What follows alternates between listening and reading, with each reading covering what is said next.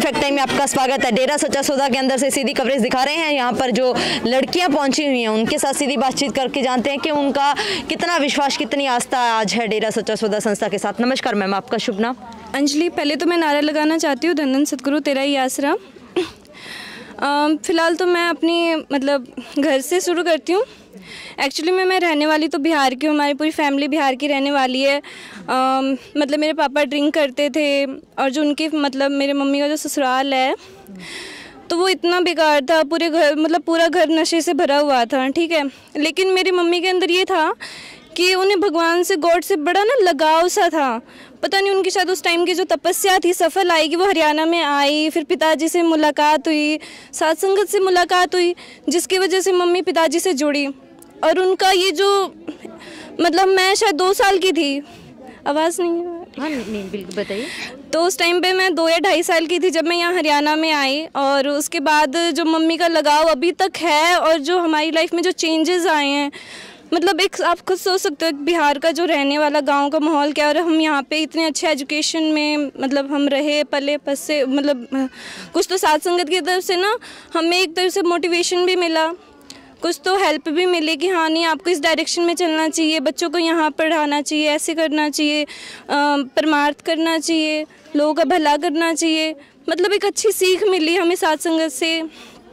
तो इस वजह से ना मम्मी पापा में इतना ज़्यादा चेंजेस हुआ कि पापा ने ड्रिंक छोड़ दी, ठीक है। फिर मम्मी पापा ने फिर अपने घर वालों को भी मोटिवेट किया कि नहीं हमें ड्रिंक नहीं करनी चाहिए। और जब वो आज हमारे पास आते हैं ना तो कहते हैं हमें भी चलो सिरसा ले चलो। नहीं तो पहले वो कहते थे कौन है ये बाबा, ये इनके इतने चर्चे हो रहे हैं ये वो। बट जब हमारी वो लाइफ देखते हैं ना कि ओ ये उस कीचड़ से निकल के यहाँ पे इतनी अच्छी लाइफ जी रहे हैं और इन्हें कि इतना अच्छा परिवार मिल गया, साथ संगत मिल गई इतनी अच्छी, सिरसा एक पूरा मेरा फैमिली है एक्चुअली में, ठीक है। और मम्मी भी यही कहती है कि भाई हमें इतना अच्छा परिवार मिल गया, नहीं तो हम यहाँ पे अकेले आए थे, कोई साथ देने वाला नहीं था, साथ संगत मिली हमें। और सच में मैं तो भाई नारा लगाना चाहती हूँ, धन धन सतगुरु तेरा आसरा, कि हमें ऐसी लाइफ मिली, ऐसे और लोगों की लाइफ सुधरे ताकि भाई वो आए यहाँ पे और ज़्यादा से ज़्यादा जुड़े।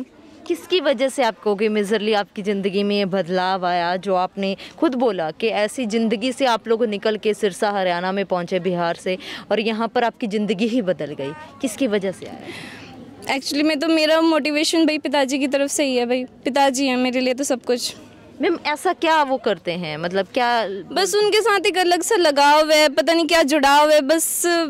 बट आश्रम में आते हो, आश्रम में कैसा महसूस करते हो? बहुत रिलैक्स मिलता है भाई। मुझे तो मैं कॉलेज जितना स्टडी में अपना टाइम देती हूँ ना, बस यहाँ पे मैं 5 मिनट भी अगर बैठ जाती हूँ ना, मुझे इतना रिलैक्स मिलता है। मेरी आत्मा को सुकून सा मिल जाता है कि भाई ये दुनियादारी तो बस ऐसे ही है, हम इतने उलझे हुए हैं, इतने बिजी रहते हैं ना अपनी लाइफ में।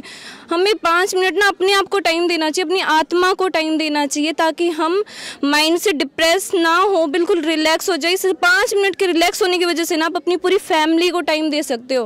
और क्या होता है, हम एक दूसरे से कैसे जुड़े हैं? प्यार से ही जुड़े हुए हैं। पिताजी भी हमें यही कहते हैं कि प्यार करो सबसे, नफरत मत करो, किसी की सक्सेस को देख के मत जलो। कोई बात नहीं है तो हमारे भाई बहन के कोई ना कोई रिश्तेदार तो है ही ना अपना, है ना। तो क्या जोड़ रहा है, हम एक दूसरे को प्यार ही तो जोड़ रहा है। तो बस इस प्यार के सहारे चलते चलो बस। कभी ऐसा लगा जैसा मीडिया में दिखाया जा रहा था? नहीं, मुझे हमारी फैमिली को कभी कुछ ऐसा लगा नहीं। हाँ बीच में थोड़ा तनाव ज़रूर आ गया था, कुछ प्रॉब्लम ज़रूर हो गई थी, लेकिन ये नहीं था कि भाई बिल्कुल तोड़ देना अपने परिवार से नाता। भाई एक टाइम के लिए परिवार से भले थोड़ा आश्रम के बारे में दिखाया जाए। नहीं, हमें ऐसा कुछ भी नहीं लगा, बिल्कुल भी नहीं, ठीक है। जो सेंट डॉक्टर गुरमीत राम रहीम सिंह जिनसा के ऊपर आरोप लगाए जा रहे हैं, उसके बारे में क्या मानना है?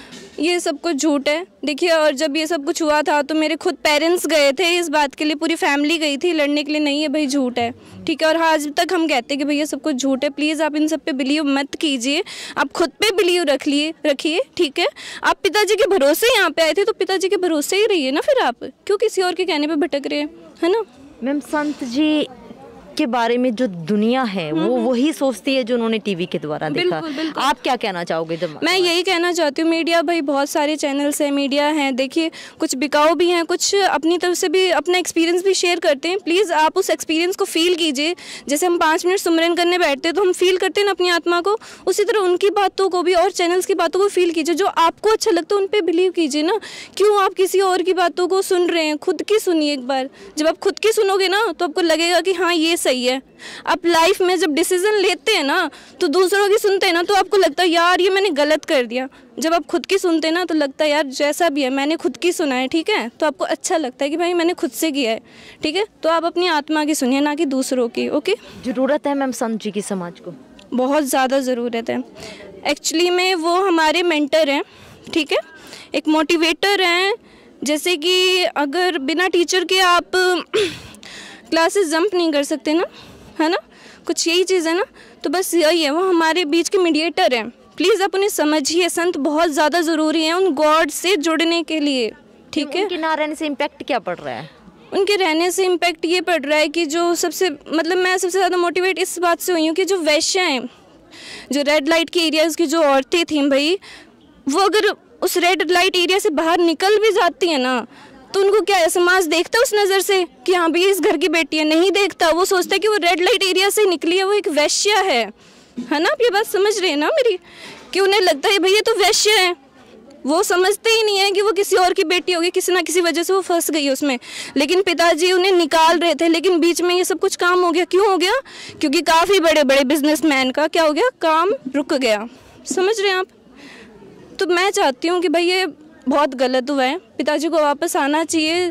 जो ये बच्चियाँ फंसी हुई हैं ना रेड लाइट एरिया में, उन्हें निकलना चाहिए। बेचारी जो पिताजी के सहारे निकल रही थी, बेचारी निकल नहीं पा रही हैं वो फिर से, ठीक है। तो मैं तो चाहती हूँ पिताजी बस वापस आ जाए, उन बच्चियों की लाइफ सुधार दे बस। ये सज़ा किसको मिल रही है, समाज को या संत?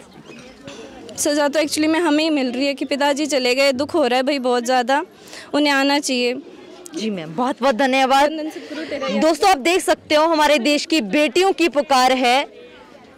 इनका कहना है कि जिस तरीके से सेंट डॉक्टर गुरमीत राम रहीम सिंह जिंसा ने एक ऐसा कदम उठाया था वैश्या को बेटी बनाने का, आज वो 4 सालों से समाज में नहीं है।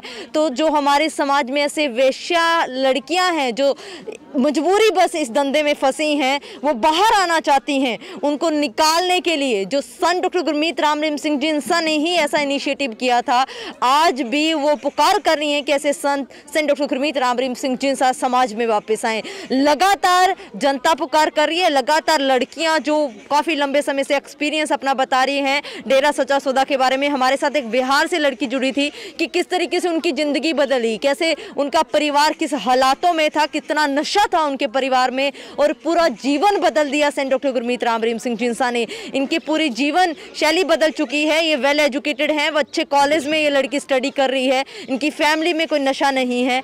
और ये यही अपील सरकार से कर रही है कि एक संत को जिन्होंने वेश्या तक को बेटी बनाया, उनको झूठा बदनाम किया गया, झूठा समाज से दूर किया गया। आप भी देखते रहिए सच्ची बातें फैक्ट्स के साथ द फैक्ट टाइम में। बहुत बहुत धन्यवाद।